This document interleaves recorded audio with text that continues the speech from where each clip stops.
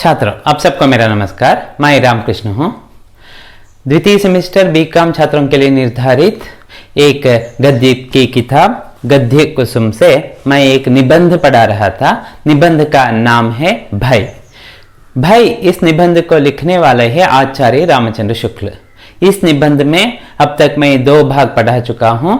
उसमें कहा गया है कि यह भय 2 तरह के होते हैं, साध्य और असाध्य।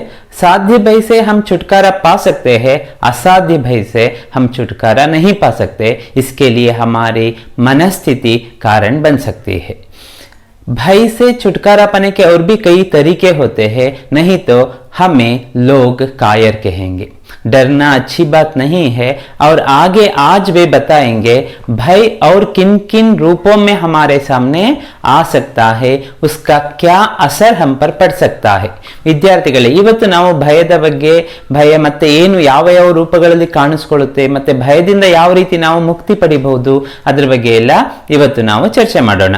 ಹಾಗೆ ಬಡೆ ನೀವು ಎಲ್ಲ ಯಾವುದೇ ಪಾಠ ನಾನು ಶುರು ಮಾಡಿದಾಗ ನಿಮ್ಮ ಹತ್ರ ನಿಮ್ಮ ಟೆಕ್ಸ್ಟ್ ಬುಕ್ ಅನ್ನು ಇಟ್ಕೊಂಡಿರಿ, ಅಲ್ಲಿ ನೋಡ್ತಾ ಇರಿ, ನೋಡ್ಕೊಂಡು ಫಾಲೋ ಮಾಡ್ತಾ ಇರಿ। ಏನಾದರೂ ಡೌಟ್ಸ್ ಬಂತು ಅಂದ್ರೆ ನೀವು ಕಮೆಂಟ್ಸ್ ಬಾಕ್ಸ್ ಅಲ್ಲಿ ಕಮೆಂಟ್ಸ್ ಹಾಕಿದ್ರೆ ನಾನು ನಿಮ್ಮ ಡೌಟ್ಸ್ ಏನಿದೆ ಅದನ್ನ ಕ್ಲಾರಿಫೈ ಮಾಡೋದಕ್ಕೆ ಟ್ರೈ ಮಾಡ್ತೀನಿ। ಹಾಗೆ ಬೇಡ आज भय की इस वासना का परिहार क्रमशः होता चलता है। कल बताया था मैंने कि बच्चे जल्दी डरते हैं। क्यों डरते हैं? क्योंकि उनमें ज्ञान की कमी होती है। जब उनकी उम्र बढ़ती जाती है, बच्चे बड़े होते जाते हैं, उनमें ज्ञान आता है और ज्ञान के आधार पर वे निर्णय लेते हैं कि इनसे कोई खतरा मुझे नहीं हो सकता, मैं इनके साथ आराम से रह सकता हूँ, चिंता की कोई जरूरत नहीं है। क्यों ऐसा हुआ? यह परिवर्तन कैसे आया? उसमें ज्ञान के कारण उसका शारीरिक बल भी बढ़ा, उसका मानसिक बल भी और उसका बौद्धिक बल भी बढ़ने लगा और उसके मन का जो भय था वह धीरे धीरे दूर होने लगा। जो जो वह नाना रूपों से अभ्यस्त होता है, त्यों त्यों उसकी धड़क खुलती जाती है। पहले सिर्फ परिवार के सदस्यों के साथ ही बच्चा रहता है, 3-4 लोगों से वह मिलता है, हर दिन अपनी माँ के साथ ज्यादा वक्त बिताता है। ತನ್ನ ತಾಯಿ ಜೊತೆ ಹೆಚ್ಚು ಸಮಯ ಕಳೆಯೋದ್ರಿಂದ ಮಗುಗೆ ತಾಯಿ ಮಾತ್ರ ಪರಿಚಿತಳು, ಬೇರೆಯವರೆಲ್ಲ ಅಪರಿಚಿತರಾಗಿರ್ತಾರೆ। कुछ महीनों के बाद दादा दादी भी या नाना नानी, पिता और जो सदस्य घर में होते हैं उन सदस्यों से भी वह परिचित हो जाता है। ಆಗ ಅವ್ರ ಜೊತೆಗೆ ಮಾತ್ರ ಹೋಗುತ್ತೆ, ಮೊದಲು ತಾಯಿ ಜೊತೆ ಮಾತ್ರ। और कुछ दिनों के, कुछ महीनों के बाद घर के या परिवार के सदस्यों के साथ मिलजुलता है। ಮತ್ತೆ ಇನ್ನೂ ಸ್ವಲ್ಪ ದಿನ ಕಳೆದ ಮೇಲೆ आप आसपास जो वास करते हैं ना पड़ोसी, उनके साथ भी वह हिल मिल जाता है। उसका ज्ञान बढ़ते बढ़ते स्कूल में अपने दोस्तों के साथ, कॉलेज में अपने मित्रों के साथ और बाद में वह समाज में सबके साथ मिलने लगता है। जब वह छोटा था, जो भय उसके मन में था, अब वह भय उसके मन में नहीं है, क्योंकि उसमें ज्ञान की वृद्धि हुई और भय दूर होता चला गया। अभ्यस्त हुआ त्यों त्यों उसकी धड़क खुलती जाती है। सबसे परिचय हुआ और ज्ञान भी बढ़ने लगा, भय दूर होने लगा। इस प्रकार अपने ज्ञान बल से, हृदय बल से और शरीर बल के वृद्धि के साथ वह दुख की छाया मानो हटाता चलता है। देखिए, अपने मन में जो भय है उसे दूर करने के लिए आपको 3 बल की आवश्यकता है। एक क्या है? ज्ञान बल, दूसरा है शारीरिक बल और तीसरा है बुद्धि बल, उसे बौद्धिक बल हम कह सकते हैं। ये 3 बल अगर आप में है तो आपको कोई भय सता नहीं सकता, आप भय की चपेट में नहीं आ सकते। ನೋಡಿ, ಈ 3 ಬಲಗಳನ್ನು ನೀವು ಹೆಚ್ಚಿಸಿಕೊಳ್ಳಿ, ನೀವು ನಿಮ್ಮ ಲೈಫಲ್ಲಿ ಸಕ್ಸಸ್ಫುಲ್ ಪರ್ಸನ್ ಆಗಿಬಿಡ್ತೀರಾ। ಯಾಕಂದ್ರೆ ಮನುಷ್ಯ ಫೇಲ್ಯೂರ್ ಆಗದೆ ತನ್ನ ಭಯದಿಂದ, ಎಲ್ಲದರಲ್ಲೂ ಭಯ, ಮುಂದೆ ಹೋಗೋದಕ್ಕೆ ಭಯ, ಪರಿಚಯ ಮಾಡ್ಕೊಳ್ಳೋದಕ್ಕೆ ಭಯ, ಮಾತಾಡ್ಸೋದಕ್ಕೆ ಭಯ, ಸ್ಟೇಜ್ ಮೇಲೆ ನಿಂತು ಮಾತಾಡೋದಕ್ಕೆ ಇನ್ನೂ ಭಯ, ಎಕ್ಸಾಮ್ ಬರೆಯೋದಕ್ಕೆ ಭಯ, ಏನಾದ್ರೂ ಡೌಟ್ ಇದ್ರೆ ಕೇಳೋದಕ್ಕೆ ಭಯ। ನಿಮ್ಮ ಮನಸ್ಸಲ್ಲಿ ಡೌಟ್ ಇರುತ್ತೆ ಪಾಠ ಮಾಡ್ಬೇಕಾದ್ರೆ, फिर भी आप पूछते नहीं, क्यों? आपके मन में भय रहता है। अगर मैं पूछूं सभी हंसे तो क्या करे? अपने अज्ञान को आप छिपा देते हैं। इसीलिए अगर आप में ये 3 बल आ जाते हैं, एक ज्ञान बल, शारीरिक बल, शरीर, इसीलिए सदृढ़ शरीर में सदृढ़ मन रहता है, a sound mind in a sound body ಅಂತ ಹೇಳ್ತಾರಲ್ಲ, आपका शरीर दृढ़ होना है और आपका मन दृढ़ होना है और तब आपका ज्ञान बल भी बढ़ने लगता है। समस्त बुद्धि के साथ समस्त मनुष्य जाति की सभ्यता के विकास का यही क्रम रहा है। मनुष्य जाति का जो विकास हुआ है उसका यही क्रम रहा है। पहले वह डरता था, जंगलों में वास करता था, दूसरे लोगों से, दूसरी जातियों से डरता था, लेकिन अब मनुष्य विश्व कुटुंब जैसा, यह पूरा विश्व एक परिवार जैसा बन गया है। अब किसी को किसी से डर नहीं लगता। भूतों का भय तो अब बहुत कुछ छूट गया है। आप अपने दादा दादी से बातें कीजिए, वे भूत प्रेत की कथाएं सुनाते हैं, लेकिन आजकल भूत प्रेत की कथाएं बहुत कम सुनी जाती है। कारण क्यों? उनसे डरने वाले लोगों की संख्या आज बहुत कम हो चुकी है। क्यों कम हुई? क्योंकि ज्ञान का बल उसमें बढ़ गया। जब हम अज्ञान में होते हैं तब हम इन भूत प्रेतों से डरते रहते हैं। जब ज्ञान बढ़ने लगता है तब हमारे मन में वह भूत प्रेत का जो डर समाया हुआ है वह दूर हो जाता है।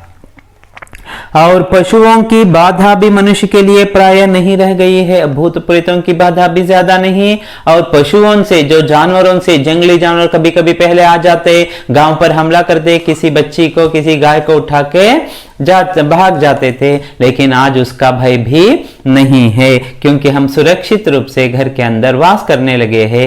तो जानवरों को खतरा है हमसे, लेकिन हमें जानवरों से कोई खतरा नहीं है। ಈಗ ಪ್ರಾಣಿಗಳನ್ನು ರಕ್ಷಿಸೋದಲ್ಲ, ನಮ್ಮಿಂದ ಪ್ರಾಣಿಗಳನ್ನು ರಕ್ಷಿಸಬೇಕಾಗಿದೆ। ಪ್ರಾಣಿಗಳಿಂದ ನಮ್ಮನ್ನ ರಕ್ಷಣೆ ಅಲ್ಲ, ನಮ್ಮಿಂದ ಪ್ರಾಣಿಗಳ ರಕ್ಷಣೆ ಆಗಬೇಕಾಗಿದೆ, क्योंकि जानवरों को भी अब मारने लगे हैं। और नहीं रह गई। पर मनुष्य के लिए मनुष्य का भय बना हुआ है। अगर मनुष्य का भय ಯಾವುದ್ರದಿದೆ? वह जानवरों से डरता नहीं, भूत प्रेतों से डरता नहीं, लेकिन अब मनुष्य, देखिए ऐसी विडंबना है कि मनुष्य सबसे ज्यादा डरता है मनुष्य से। ಮನುಷ್ಯನಿಗೆ ಈಗ ಹೆಚ್ಚು ಹೆದರಿಕೆ ಇರೋದು ಯಾರ ಮೇಲೆ? ಮನುಷ್ಯನ ಮೇಲೆ ಹೆಚ್ಚು ಹೆದರಿಕೆ ಇದೆ। ಬೇರೆದ್ ಬೇಕಾದ್ರೆ ನಂಬಿಡ್ತಾನೆ, ಆದರೆ ಮನುಷ್ಯನ ನಂಬೋದಕ್ಕೆ ಸಾಧ್ಯ ಆಗ್ತಾ ಇಲ್ಲ, क्योंकि सबसे ज्यादा धोखा देने वाला मनुष्य ही है। इसलिए सबसे ज्यादा भय मनुष्य को किसका है? मनुष्य का ही है। ಹೌದಲ್ವಾ? ಯೋಚನೆ ಮಾಡ್ಕೊಳ್ಳಿ ನೀವು, ನಿಮ್ಗೆ ಇದು ಅರ್ಥ ಆಗುತ್ತೆ। पर मनुष्य के लिए मनुष्य का इस भय के छूटने के लक्षण भी नहीं दिखाई देते। यह भय कब छूटेगा? अभी ज्ञान आ गया है, शारीरिक बल भी है, मानसिक बल भी है, फिर भी यह भय और भी बढ़ता जा रहा है। तो यह कैसे छूटेगा? ಯಾವಾಗ ಇದರಿಂದ ನಮಗೆ ಬಿಡುಗಡೆ? ನಮಗೆ ಗೊತ್ತಿಲ್ಲ। अब मनुष्यों के दुख के कारण मनुष्य ही है। सभ्यता से अंतर केवल इतना ही पड़ा है कि दुख दान की विधियां बहुत गूढ़ और जटिल हो गई है। अब सभ्यता हम में आ गई है, अब हम में संस्कृति है, एक सभ्यता, नागरिकता, सिविलाइज्ड हम बन गए हैं। फिर भी पहले जिस प्रकार का भय था, अब भय दूसरी तरीके से, वो भय दान की जो पद्धतियां हैं वह बदल गई है, जो विधियां हैं वो बदल गई है। ಯಾವ ತರದ ಮುಂಚೆ ಭಯ ಆಗ್ತಾ ಇತ್ತು ಆ ತರದ ಭಯ ಆಗ್ತಾ ಇಲ್ಲ, ಆದ್ರೆ ಅದಕ್ಕಿಂತ ಹೆಚ್ಚು ಭಯ, पहले जो भय लगता था वो दिखता था हमें, लेकिन आज का भय हमें दिखता नहीं, फिर भी हमारे मन के अंदर वह भय हमेशा हमेशा के लिए रहता है। ಮೊದಲು ಯಾವುದೋ ಕಾಡು ಪ್ರಾಣಿ ಬಂದ ಕೂಡಲೇ ನೋಡಿ ಹೆದರಿಕೆ ಆಯಿತು, ಹೌದು, वह भय हमें दिखा। ಆದ್ರೆ ಈಗ ಯಾವ ತರ ಭಯ ಆಗ್ತಿದೆ ಅಂದ್ರೆ, ಏನಾಗುತ್ತೆ, ಯಾವ ಟೈಮಲ್ಲಿ, ನೆಕ್ಸ್ಟ್ ಮೊಮೆಂಟ್ ಏನಾಗುತ್ತೆ, ಯಾರು ಗೆಸ್ ಮಾಡೋದಕ್ಕೆ ಆಗೋದಿಲ್ಲ। क्योंकि सबसे ज्यादा खतरा हमें किससे है? आदमी से है, मनुष्य से है। अब इस बात की आशंका तो नहीं रहती है कि कोई जबरदस्ती आकर हमारे घर, खेत, बाग, बगीचे, रुपये, पैसे छीन ना ले, पर इस बात का खटका रहता है कि कोई नकली दस्तावेजों, झूठे गवाहों और कानूनी बहसों के बल से हमें इन वस्तुओं से वंचित ना कर दे। दोनों बातों का परिणाम एक ही है। पहले डर था कोई आकर जबरदस्ती हमारी जमीन छीन लेता था, कोई जमींदार आता और अपने नाम कर लेता था। लेकिन अगर हमारे पास पैसा है, संपत्ति है, तो उसे लूट कर चोर क्या करते, डाकू चोर उसे ले जाते थे, हमसे छीन कर ले जाते थे, यह डर रहता था। अब हम में वह डर नहीं है। अब हम एक कार्ड को लेकर घूमते हैं, पैसे हम हाथ में रखते ही नहीं। अगर आपके पास ज्यादा गहने हैं तो आप बैंक में लॉकर में रख देते हैं, निश्चिंत हो जाते हैं, ऐसा डर नहीं है। लेकिन डर यह है कि अगर आपकी जमीन आपके नाम पर है, क्या कोई कुछ भी कर सकता है उस जमीन के साथ? नकली दस्तावेज बना सकता है, डुप्लीकेट डॉक्यूमेंट मार्सपिटो, और अदालत में वह लड़कर कोर्ट लिखे से लहा कि आपकी जमीन को आपसे वह छीन सकता है, कभी भी छीन सकता है। जब तक वह छीनता नहीं तब तक को पता ही नहीं चलता। निम्मिंದ ಹೋಯಿತು, ನಿಮ್ಮ ಹೆಸರಿಂದ ಬೇರೆಯವರ ಹೆಸರಿಗೆ ನಿಮ್ಮ ಜಮೀನು, ನಿಮ್ಮ ಸೈಟ್ ಆಗಿದೆ, ನಿಮ್ಮ ಜಾಗ ಆಗಿದೆ ಅಂತ ಗೊತ್ತಾಗೋವರೆಗೂ ಅದು ನಿಮ್ಮಿಂದ ಹೋಗಿರೋದು ನಿಮಗೆ ವಿಷಯನೇ ಗೊತ್ತಾಗೋದಿಲ್ಲ। क्योंकि ये गूढ़ बन गया है, रहस्य बन गया है। लोग अब रहस्य रूप में हमें धोखा देने लगे हैं। ಮೊದಲು ಸೀದಾ ಮನೆ ಸೇಫ್ ಆಗಿದ್ರೆ ಸಾಕು, ಯಾರು ಕಳ್ಳರ ಭಯ ಇರ್ತಿರ್ಲಿಲ್ಲ। ಈಗ ಕಳ್ಳತನ ಆಗೋದೇ ಇಲ್ಲ, ಆದ್ರೆ ನಾವು ವಾಸ ಮಾಡ್ತಿರೋ ಮನೆನೇ ನಮ್ಮ ಹೆಸರದಲ್ಲ, ಬೇರೆಯವ್ರ ಹೆಸರಿಗೆ ಮಾಡಿಕೊಂಡು ಬಿಟ್ಟಿರ್ತಾರೆ। ऐसी स्थिति आ गई है। कारण क्यों? मनुष्य ही है। इसीलिए हमें डर किससे ज्यादा लगता है? मनुष्य से ही हमें ज्यादा डर लग रहा है। एक व्यक्ति से दूसरे व्यक्तियों के लिए सुखद और दुखद दोनों रूप बराबर रहे हैं। हर एक व्यक्ति के लिए सुख भी मिलता है, दुख भी मिलता है। वो हम कहते हैं हाँ मुझे यह सुख है, तो दूसरे के लिए और कोई दूसरा सुख कहलाता है। लेकिन कोई ऐसा नहीं कह सकता हाँ मेरे लिए सारे सुख के ही साधन हैं, दुख मेरे जीवन में नहीं है। और कोई यह भी नहीं कह सकता मेरे लिए सभी दुखी है, सुखी नहीं है। तो दोनों के जीवन में, हर एक के जीवन में होता है। ಒಬ್ಬ ಮನುಷ್ಯನ ಜೀವನದಲ್ಲಿ ಸುಖನೂ ಇರುತ್ತೆ, ದುಃಖನೂ ಇರುತ್ತೆ। किसी प्रकार की राजनीतिक और सामाजिक व्यवस्था एकाशाही ಅಂದ್ರೆ अधिकारशाहीದಿಂದ ಹಿಡಿದು साम्यवाद कम्युनिज्म तक इस दो रंगी झलक को दूर नहीं कर सकती। सबके लिए सुख ही सुख है, ऐसी सरकार कभी नहीं आई जो सबको ಸುಖ ದೇ ಸಕೆ। ಎಲ್ಲರಿಗೂ ಸುಖವನ್ನು ಕೊಡ್ತೀವಿ, ನಮ್ಮ ರಾಜ್ಯದಲ್ಲಿ ಯಾವುದೇ ಸಮಸ್ಯೆ ಇಲ್ಲ, ಇದು ರಾಮ ರಾಜ್ಯ ತರ ಇರುತ್ತೆ, ऐसा कोई सरकार वादा नहीं कर सकती। मानवीय प्रकृति की अनेक रूपता शेष प्रकृति के अनेक रूपता के साथ साथ चलती रहेगी। ऐसे समाज की कल्पना, ऐसी परिस्थिति का स्वप्न जिसमें सुख ही सुख, प्रेम ही प्रेम हो, या तो लंबी चौड़ी बात बनाने के लिए अथवा अपने को या दूसरों को फुसलाने के लिए ही समझा जा सकता है।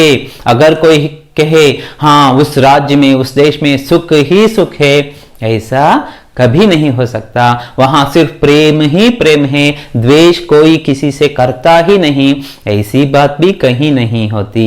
अगर कोई इस तरह की बातें करते हैं सिर्फ फुसलाने के लिए, प्लीज ಮಾಡೋದಕ್ಕೆ ಏನಾದರೂ ಹೇಳ್ಬೋದು, ಓ ಆ ದೇಶ ಹಾಗಿದೆ, ಈ ದೇಶ ಹೀಗಿದೆ, ಅಲ್ಲಿ ಕಳ್ತನನೇ ಇಲ್ಲ, ಬಾಗಿಲು ತೆಗೆದಿಟ್ಟು ನೀವು ಮಲ್ಕೋಬಹುದು, ನಿಮ್ಗೆ ಏನು ಸಮಸ್ಯೆನೇ ಇಲ್ಲ, ऐसी बातें यूं ही फुसलाने के लिए कह सकते हैं। फुसलाइसोदಕ್ಕೆ ಹೇಳ್ಬಹುದೇ ಹೊರತು ಅಥವಾ ಹೊಗಳಿಕೊಳ್ಳೋದಕ್ಕೆ ಹೇಳ್ಬಹುದೇ ಹೊರತು, लेकिन ऐसी स्थिति आप किसी भी देश में नहीं पा सकते। ಯಾವುದೇ ದೇಶದಲ್ಲೂ ಇಷ್ಟೊಂದು ಬರೀ ಸುಖ ಇದೆ ಅಲ್ಲಿ ಕಷ್ಟ ಅನ್ನೋದೇ ಇಲ್ಲ ಅನ್ನೋ ಹೇಳೋ ಮಾತು ಇಲ್ವೇ ಇಲ್ಲ। हर एक देश में सुख भी है, लोगों को दुख भी है। ऐसी स्वप्न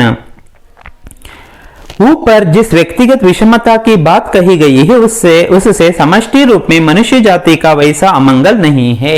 अगर एक व्यक्ति को दुख है, भय है, या एक व्यक्ति क्रूर है, क्रोधी है, तो पूरे समाज को उससे कुछ हानि नहीं, ज्यादा हानि नहीं पहुंचती। एक व्यक्ति 2 व्यक्तियों को 10 व्यक्तियों को वह नुकसान ಪਹੁಂಚಾ सकता है। ಒಬ್ಬ ವ್ಯಕ್ತಿಯಿಂದ ಒಂದು 10 ಜನಕ್ಕೆ ತೊಂದರೆ ಆಗಬಹುದು, ಹಾಗಂತ ಇಡೀ ಸಮಾಜಕ್ಕೆ ತೊಂದರೆ ಆಗೋದಿಲ್ಲ। कुछ लोग अलग अलग यदि क्रूर लोभ के व्यापार में रत रहे तो थोड़े से लोग ही उनके द्वारा दुखी और त्रस्त होंगे। कुछ लोगों को, कुछ लोग बुरे हैं तो कुछ लोगों को उनसे बुरा होगा। यदि उक्त व्यापार का साधन एक बड़ा दल बनाकर किया जाएगा, अब एक व्यक्ति धोखा देता था, अब एक बड़ा दल बन गया है, ಒಂದು ಆರ್ಗನೈಸೇಷನ್ ಆಗ್ಬಿಟ್ಟಿದೆ धोखा देने के लिए, ಮೋಸ ಮಾಡೋದಕ್ಕೆ ಒಂದು ಆರ್ಗನೈಸೇಷನ್ ಆಗ್ಬಿಡ್ತು. जब यह दल की तरह वह धोखा देना शुरू करेगा तब बहुत सारे लोग या पूरा समाज उसके धोखे में आ सकता है. इडೀ ಸಮಾಜವನ್ನು ಮೋಸ ಮಾಡಿಬಿಡಬಹುದು. तो उसमें अधिक सफलता होगी और उसका अनिष्ट बहुत प्रभाव दूर तक फैलेगा.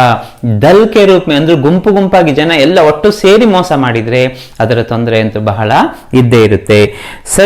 संघ एक शक्ति है जिसके द्वारा शुभ और अशुभ दोनों के प्रसार की संभावना बहुत बढ़ जाती है.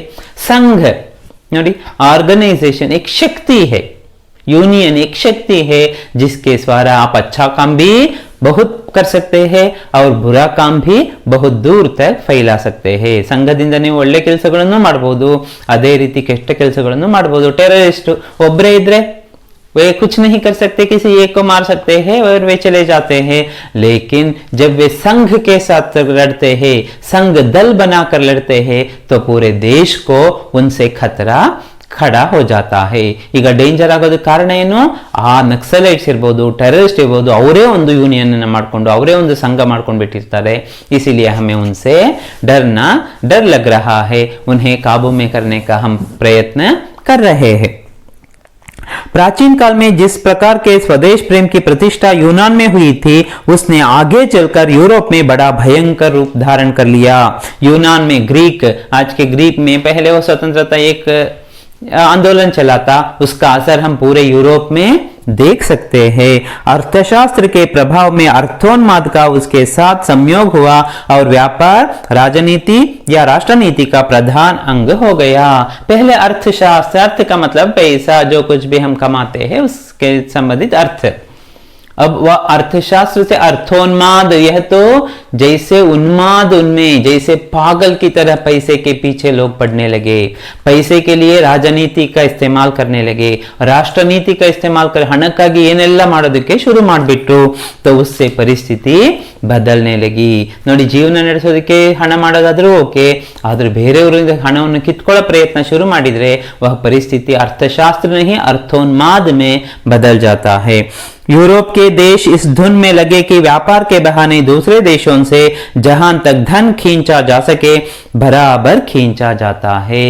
इसलिए यूरोप के देशों में पोर्चुगीज हो, डच हो, फ्रेंच हो, अंग्रेज, ये लोग क्या करने लगे? पूरे विश्व में पूरे विश्व से धन खींचने के लिए वे वहां गए और अपनी कॉलोनियों को वहां स्थापित करके वह उन देशों को वे लूटने लगे. ಅದರ ಅನುಭವ ನಮಗೆ ತುಂಬಾ ಚೆನ್ನಾಗೇ ಇದೆ, क्योंकि भारत को उन्होंने कई सालों तक लूटा और भारत को पूरी तरह से खाली करके ही वे देश से बाहर गए. ನೋಡಿ, ದೇಶವನ್ನ ಲೂಟಿ ಮಾಡಿದ್ದಾರೆ.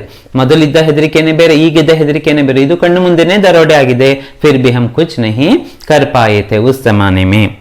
यूरोप पुरानी चढ़ाइयों की लूटपाट का सिलसिला आक्रमण काल तक ही, जो बहुत दीर्घ नहीं हुआ करता था, रहता था. पर यूरोप के अर्थोन्मादियों ने ऐसी गूढ़, जटिल और स्थायी प्रणालियां प्रतिष्ठित की जिनके द्वारा भूमंडल की न जाने कितनी जनता का क्रम से रक्त चूसता चला जा रहा है. पहले आक्रमणकारी आते थे, इन्वेडर्स ಅಂತ ಹೇಳ್ತಾರೆ. वे आकर कुछ लूट कर चले जाते थे और 6 महीने के बाद फिर से आते और लूट कर चले जाते थे. साल में 2-3 बार उनका आक्रमण चलता, या कई सालों में 1 या 2 बार भी हो जाता था. ಯಾವಾಗಲೂ ಎಷ್ಟೋ ವರ್ಷಕ್ಕೆ ಒಂದು ಸಲ ಅಟ್ಯಾಕ್ ಮಾಡ್ತಾ ಇದ್ರು ಈ ಇನ್ವೇಡರ್ಸ್, आक्रमणकारिಗಳು. आदरे जब अंग्रेज भारत में आए, ना कि सिर्फ भारत में, दूसरे कई देशों में जब वे गए तो उन देश के लोगों के रक्त को चूसा. रक्त ಚೂಸ್ನ ಅಂದ್ರೇನು? ರಕ್ತವನ್ನು ಹೀರೋದು ಅಂದ್ರೇನು? ಅವರಲ್ಲಿರೋ ಪೂರ್ತಿ ಸಂಪತ್ತು ಎಲ್ಲವನ್ನು ಕಿತ್ಕೊಂಡ್ಬಿಟ್ರು. रक्त चूसने लगे, उन्हें बहुत कष्ट दिया. न जाने कितने देश चलते फिरते कंकालों के कारागार हो रहे हैं. इसलिए कई देश में क्या हो गया है? ಚಲ್ತೆ ಫಿರ್ತೆ ಕಂಕಾಲ್ ಅಂದ್ರೆ ಅಸ್ಥಿ ಪಂಜರ ಮಾತ್ರ ಬಿಟ್ಟಿದ್ದಾರೆ, ಬೇರೆ ಏನು ಬಿಟ್ಟಿಲ್ಲ. और उनके लिए उनका देश ही एक कारागृह, जैल बन गया है. ಅವರ ದೇಶವೇ ಅವರಿಗೆ ಜೈಲ್ ಆಗ್ಬಿಟ್ಟಿದೆ. ऐसी स्थिति की किसके कारण ऐसी स्थिति बनी? इन अंग्रेजों के कारण, डच लोगों के कारण, फ्रेंच लोगों के कारण, क्योंकि वे अर्थशास्त्र से ज्यादा अर्थोन्मादी बन गए थे, पैसे के पीछे पड़े थे, संपत्ति के पीछे पड़े थे, और वह उन्होंने हमें डरा दिया, हम डर गए, इसलिए हमसे सब कुछ वे लूट कर ले चले। जब तक यूरोप की जातियों ने आपस में लड़कर अपना रक्त नहीं बहाया, तब तक उनका ध्यान अपनी उस अंधनीति से अनर्थ की ओर नहीं गया। गत महायुद्ध के पीछे जगह जगह स्वदेश प्रेम के साथ साथ विश्व प्रेम उमड़ता दिखाई देने लगा है। यूरोप के देशों में पहले जब तक विश्व युद्ध नहीं हुआ, तब तक वे लोग सोचते तक नहीं थे कि वे लोग इतना बुरा काम कर रहे हैं। लेकिन बाद में जब आपस में वे लड़ने लगे, ಪರಸ್ಪರ ಅವರೇ ಯಾವಾಗ ಕಚ್ಚಾಡೋದಕ್ಕೆ ಶುರು ಮಾಡಿದ್ರು ಆವಾಗ ಅವರಿಗೆ ಅರ್ಥ ಆಯಿತು ಪರಿಸ್ಥಿತಿ, और तब एक नई भावना का उदय हुआ, वह है विश्व प्रेम की भावना। ವಿಶ್ವ ಪ್ರೇಮದ ಭಾವನೆ ಎಲ್ಲ ಕಡೆ ಫಸ್ಟ್ ವರ್ಲ್ಡ್ ವಾರ್ ಆದ್ಮೇಲೆ ಒಂದು ವಿಶ್ವ ಪ್ರೇಮದ ಭಾವನೆ ಉದಯ ಆಗೋದಕ್ಕೆ ಶುರುವಾಯಿತು। ಆಧ್ಯಾತ್ಮಿಕತಾ की भी बहुत कुछ पूछ होने लगी, और ಆಧ್ಯಾತ್ಮಿಕತೆಯ ಬಗ್ಗೆನೂ ಹೆಚ್ಚು ಹೆಚ್ಚು ಚರ್ಚೆ ಆಗೋದಕ್ಕೆ ಶುರು, स्पिरिचुअल लाइफ पर इस विश्व प्रेम और आध्यात्मिकता का शाब्दिक प्रचार ही तो अभी देखने के में आया है। आचार्य रामचंद्र शुक्ल कहते हैं यह विश्व प्रेम की बातें जो कर रहे हैं ना प्रथम विश्व युद्ध के बाद, और आध्यात्मिकता की बात, यह सिर्फ शब्द है, सच में उनके मन में ऐसी कोई भावना नहीं है। इस फैशन की लहर भारतवर्ष में आई, पर कोरे फैशन के रूप में गृहीत इस विश्व प्रेम और आध्यात्म की चर्चा का कोई स्थायी मूल्य नहीं है। यह तो सिर्फ एक विषय, एक चर्चा का विषय बनकर हमारे देश में आया है। एक विश्व प्रेम हो या आध्यात्म हो, इसे हवा का एक झोंका समझना चाहिए। ಒಂದು ಗಾಳಿ ಏನೋ ಒಂದು ಗಾಳಿ ಬಂದಿದೆ, ಒಂಥರ ಗಾಳಿ ಬಂದಾಗೆ ಬಂತು, ಎಷ್ಟು ದಿವಸ ಇರುತ್ತೆ ಈ ವಿಶ್ವ ಪ್ರೇಮ ಈ ಆಧ್ಯಾತ್ಮ ಅನ್ನೋದು ಗೊತ್ತಿಲ್ಲ, क्योंकि यह पूरे मन से उत्पन्न होने वाला, उदित होने वाला विचार नहीं है। ವಿಶ್ವ ಪ್ರೇಮದ ಬಗ್ಗೆ ಯಾಕೆ ಅವರ ಸೇಫ್ಟಿಗಾಗಿ ವಿಶ್ವ ಪ್ರೇಮದ ಮಾತನ್ನ ಶುರು ಮಾಡಿಬಿಟ್ಟಿದ್ದಾರೆ। सभ्यता की वर्तमान स्थिति में एक व्यक्ति को दूसरे व्यक्ति से वैसा भय तो नहीं रहा जैसा पहले रहता था। अब हम सब भी बन गए हैं ना, सिविलाइज्ड है ना। अब एक व्यक्ति को दूसरे व्यक्ति से कोई डर लगता नहीं है, क्योंकि हमारी सुरक्षा के लिए संविधान है, हमारे लिए आजादी है, हम अपने अधिकारों को चलाकर खुद की रक्षा कर सकते हैं। ನಾವು ನಮ್ಮ ರಕ್ಷಣೆಯನ್ನು ಮಾಡ್ಕೋಬಹುದು, हम भारत में कहीं भी घूम सकते हैं, कहीं भी वास कर सकते हैं, ಎಲ್ಲಿ ಬೇಕಾದ್ರೂ ವಾಸ ಮಾಡಬಹುದು, ಎಲ್ಲಿ ಬೇಕಾದ್ರೂ ಸುತ್ತ, इतनी आजादी है। अब आजादी नहीं है, अब हमारे लिए कोरोना लॉकडाउन है, बाहर घूमने मत जाना, ಓ ಈಗ ಫ್ರೀಡಮ್ ಇದೆ ಅಂತ ಹೇಳಿ ಈಗ ಹೇಳಿದ್ದಾರೆ ಸರ್ ಅಂತ ಹೇಳಿ ಮತ್ತೆ ಸುತ್ತಾಡೋದಕ್ಕೆ ಹೋಗಬೇಡಿ, क्योंकि आज लॉकडाउन है, इसलिए आप घर पर ही रहिए, सुरक्षित रहिए। पर एक जाति को, मनुष्य के बीच में मनुष्य से डरता नहीं है, पर एक जाति को दूसरी जाति से, एक देश को दूसरे देश से भय के स्थायी कारण प्रतिष्ठित हो गए हैं। मनुष्य से डरता नहीं, लेकिन एक देश दूसरे देश से डर रहा है, एक जाति दूसरी जाति से डरने लगी है। सबल और सबल देशों के बीच अर्थ संघर्ष चल रहा है। सबल, दोनों सबल पावरफुल कंट्रीज, उनके बीच अर्थ संघर्ष, आर्थिकता के लिए वे लड़ाई, वे अपने आप को सबसे ऊपर देखना चाहते हैं। रशिया और अमेरिका बीच में तब कोल्ड वार चल रहा था 90 के दशक में, तो ಆ ರೀತಿಯಾಗಿ ಪ್ರಬಲ ದೇಶಗಳ ಮಧ್ಯೆ ಒಂದು ಆರ್ಥಿಕ ಹೋರಾಟ ಆಗ್ತಾ ಇದೆ, ಸಂಘರ್ಷ चल रहा है।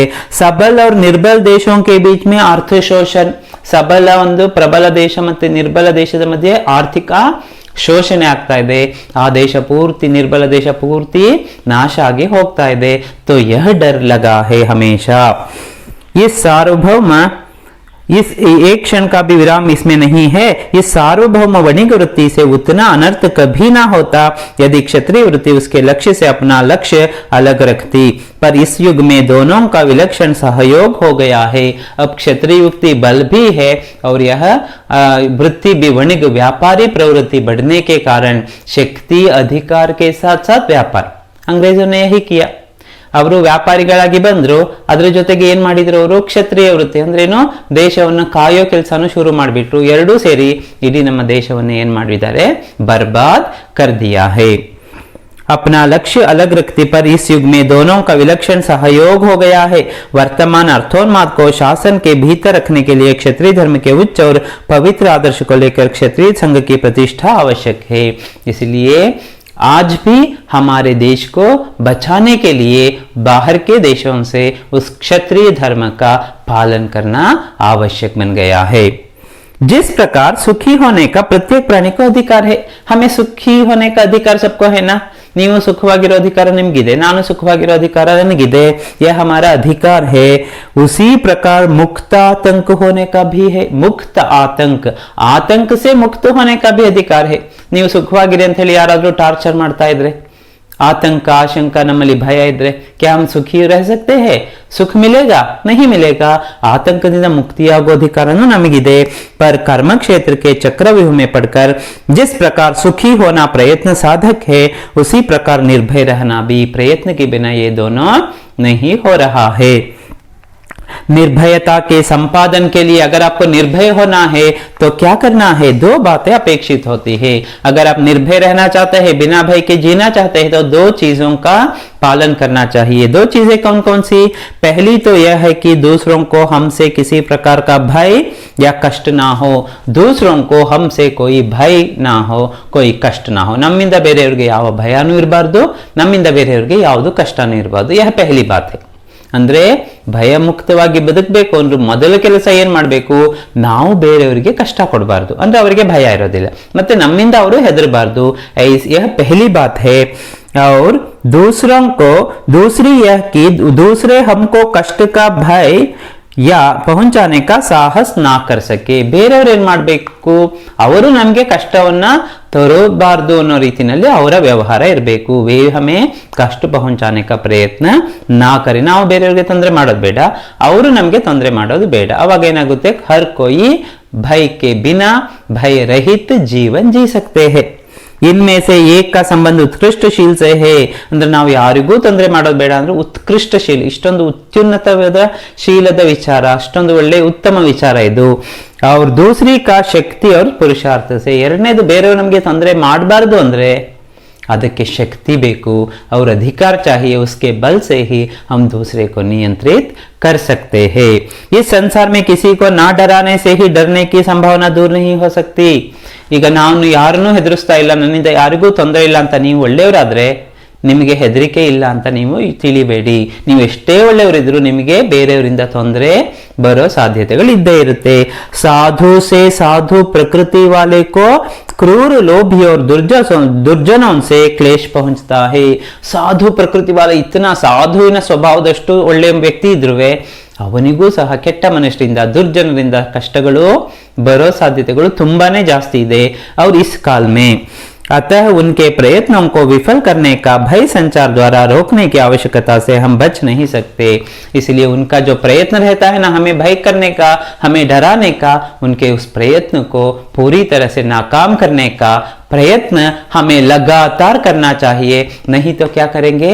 वे दूसरों को डराते रहेंगे, दूसरों में भय का संचार करते ही रहेंगे। इस प्रकार दो चीजें यहाँ आचार्य रामचंद्र शुक्ल बताते हैं। एक है हम दूसरों को ना डराए, हमसे दूसरों को कोई भय ना हो, और जो हमें डराने आता है, भय उत्पन्न करने का प्रयत्न करता है, उनके प्रयत्न को नाकाम करना हमारा कर्तव्य होना चाहिए। तभी हम सुख से के साथ जीवन जी सकते हैं। इस प्रकार इस पूरे निबंध में भय के विविध रूपों के बारे में आचार्य रामचंद्र शुक्ल ने कहा है। ಈ ರೀತಿಯಾಗಿ ವಿದ್ಯಾರ್ಥಿಗಳೇ 3 ಭಾಗಗಳಲ್ಲಿ ನಾನು ಈ ಪಾಠವನ್ನು ಮಾಡಿದ್ದೀನಿ। ಪ್ರತಿಯೊಂದು ಭಾಗವನ್ನು ಒಂದಾದ್ಮೇಲೆ ಒಂದನ್ನ ಕೇಳಬೇಕಾದ್ರೆ ಪುಸ್ತಕವನ್ನು ಇಟ್ಕೊಂಡ್ಬಿಟ್ಟು ಅದನ್ನ ನೋಡ್ಕೊಳ್ತಾ ಹೋಗಿ ಸೆಂಟೆನ್ಸ್ ಅನ್ನ। ಯಾವುದೇ ಡೌಟ್ಸ್ ಬಂದ್ರೂ ನೀವು ಕಮೆಂಟ್ಸ್ ಅಲ್ಲಿ ಕೇಳಿ, ಅದಕ್ಕೆ ನಾನು ಸಾಲ್ವ್ ಮಾಡೋದಕ್ಕೆ ಟ್ರೈ ಮಾಡ್ತೀನಿ। सुनने के लिए आप सबको धन्यवाद।